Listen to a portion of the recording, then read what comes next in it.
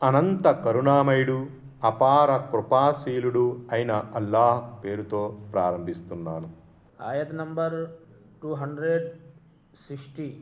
وإذ قال إبراهيم رب أرني كيف تحيي الموتى قال أولم تؤمن قال بلى ولكن ليطمئن قلبي قال فخذ أربعة من الطير فصرهن إليك ثم اجعل على كل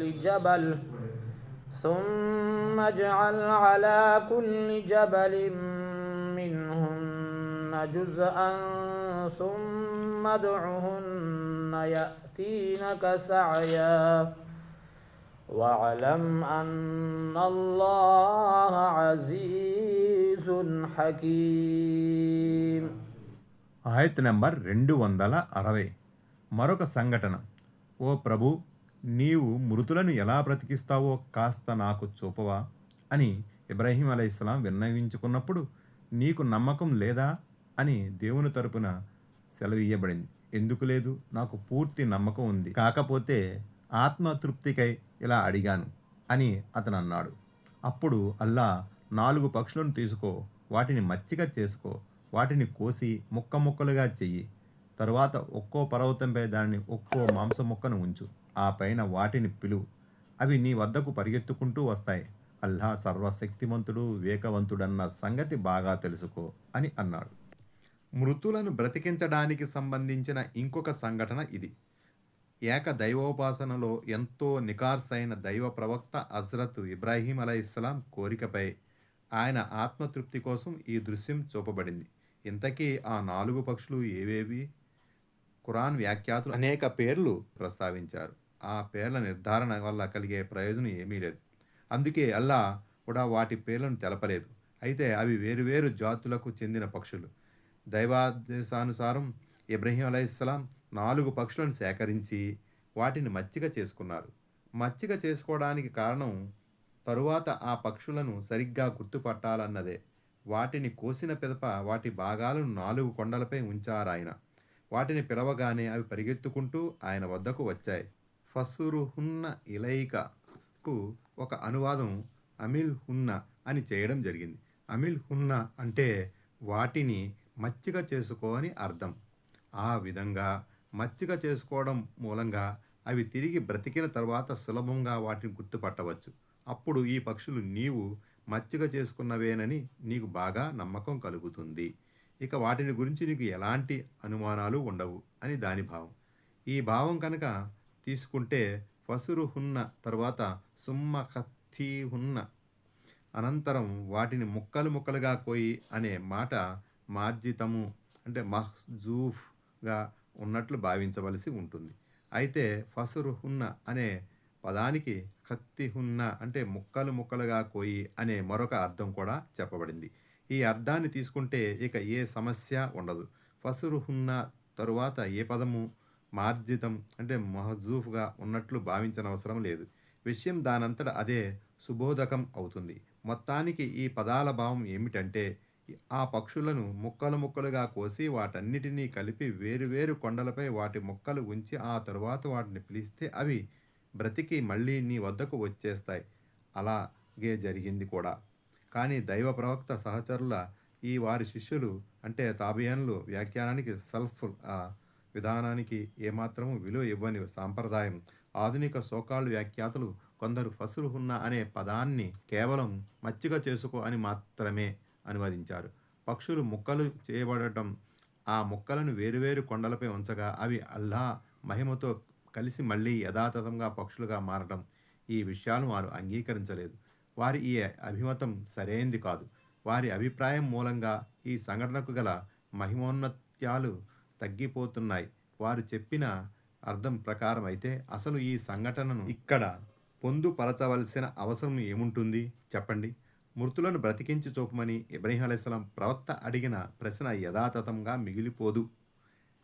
నిజానికి ఒక ప్రాణి మరణించి దాని దేహం అణువణువు విడిపోయినప్పటికీ అల్లా ఆ ప్రాణి తిరిగి బ్రతికించగలడని చెప్పడమే ఈ సంఘటన అసలు ఉద్దేశం.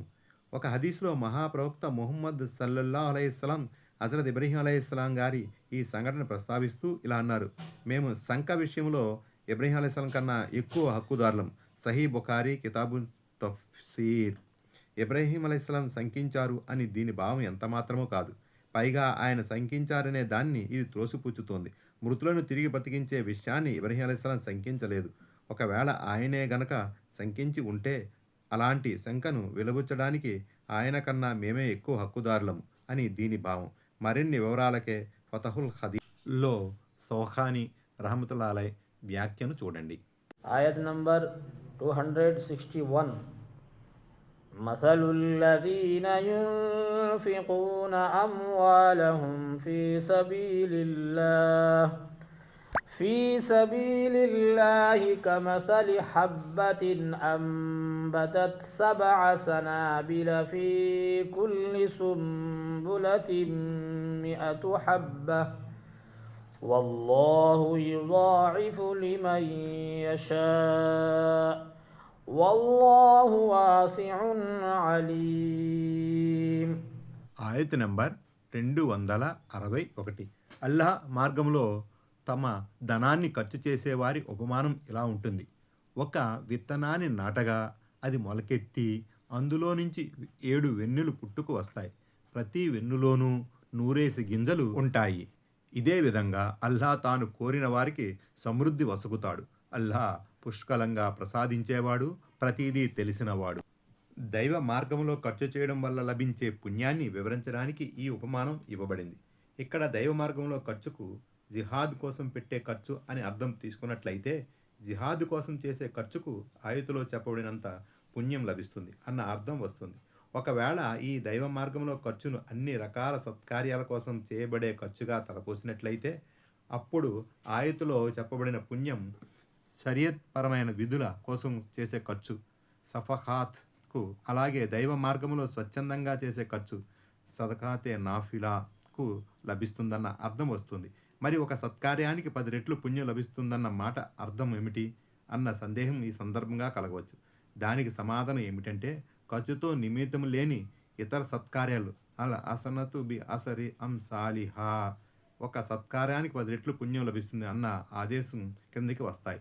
ఫతహుల్ ఖదీర్ అంటే విధులపై స్వచ్ఛంద సత్కార్యాలపై చేసే ఖర్చుకు లభించే పుణ్యం ఖర్చుతో నిమిత్తం లేని ఇతర సత్కార్యాలకు లభించే పుణ్యం కన్నా ఎక్కువగా ఉంటుందన్నమాట. అదలా ఉంచితే దైవ మార్గంలో ఖర్చుకు గల ప్రాముఖ్యత, మహత్తు కూడా సుస్పష్టమే. యుద్ధ సామగ్రి, సైనికుల అవసరాలు సమకూరనంత వరకు సైనిక కార్యకలాపాలు కూడా చురుకుగా సాగు. మరి డబ్బు లేకుండా యుద్ధ సామగ్రి లభించదు. Ayat number 262. الذين ينفقون أموالهم في سبيل الله ثم لا يتبعون ما أنفقوا منا ولا أذى